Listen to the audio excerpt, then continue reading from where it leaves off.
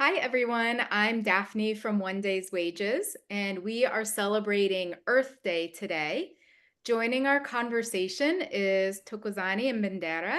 Thokozani is the Executive Director of Partners in Reproductive Health and Education, or PRHE for short, an NGO in Malawi. One Day's Wages is partnering with PRHE to build climate resilience and entrepreneurship among women farmers in rural Lilongwe district. And you'll hear a little bit more about that in a minute. For those of us in the US, we often associate Earth Day with things like recycling or turning off the lights when you leave a room.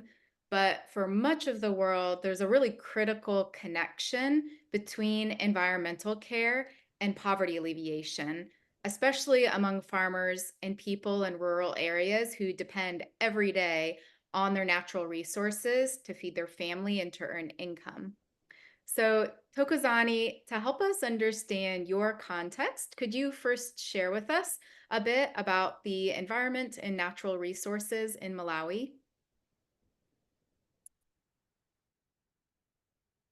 The natural resources that we have in Malawi is an agro-based, so I'll start with the agro resources. We have land. Currently, our land has lost its fertility due to the high population, whereby there is high soil erosion, which has come about due to overgrazing and other factors, and poor land management.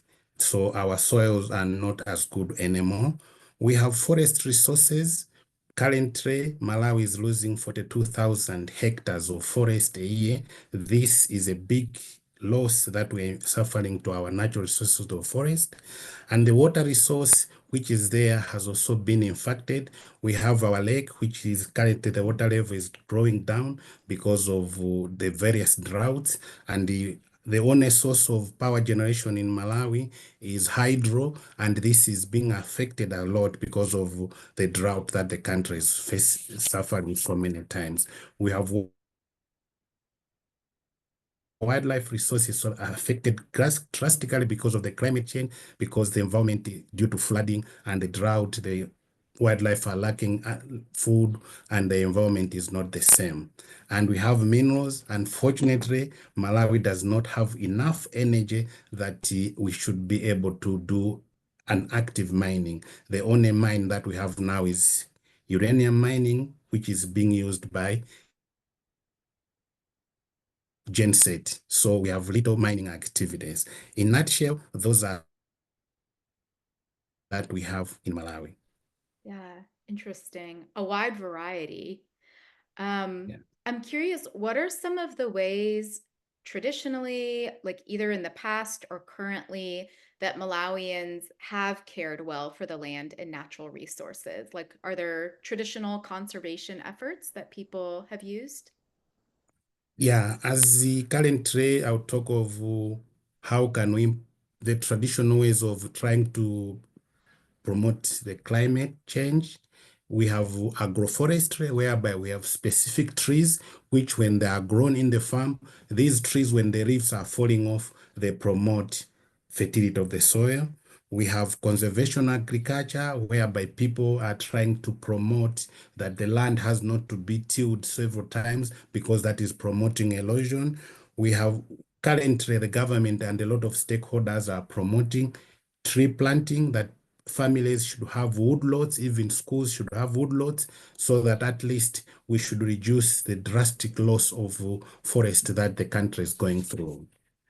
We are talking of using energy efficient stove, because the previous way of the way we were using in household energy, it was consuming a lot of fuel. Now we are talking of using those, and also promoting the use of smokeless fuel like the briquettes, so that at least we should reduce harm to the environment.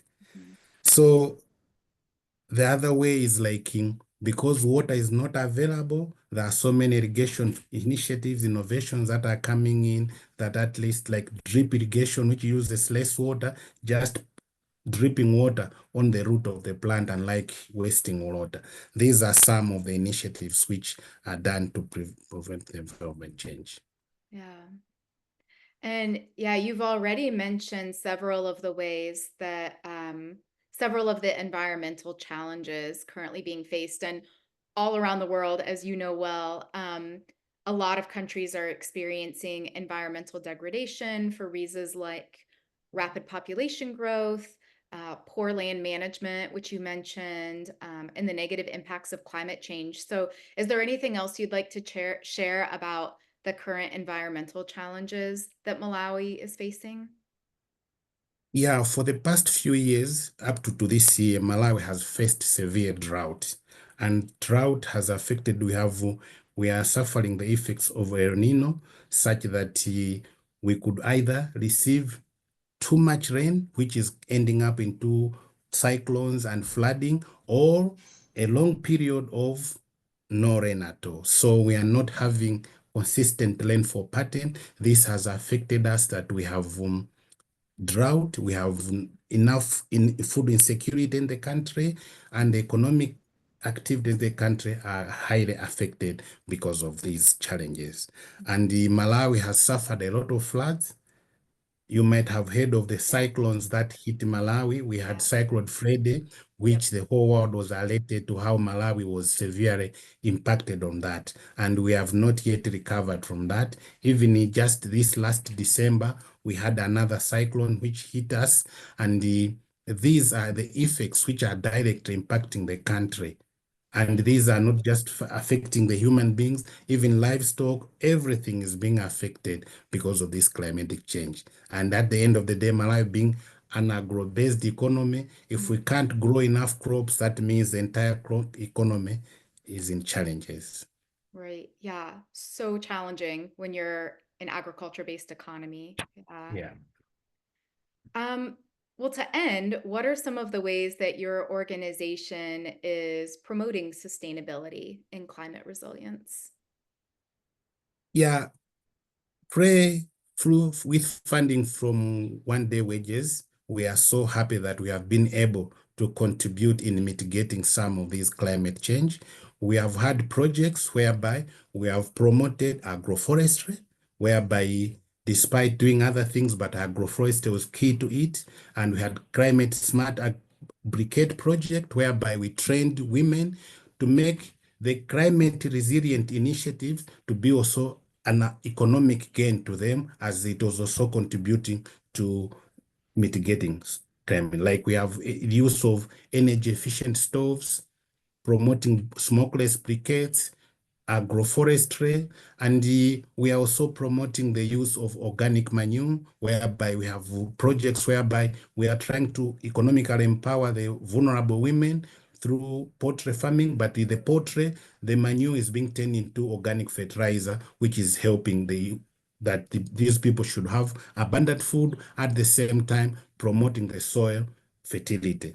So these are, in brief, some of the initiatives that PRHE is doing to contribute in the climate change challenges.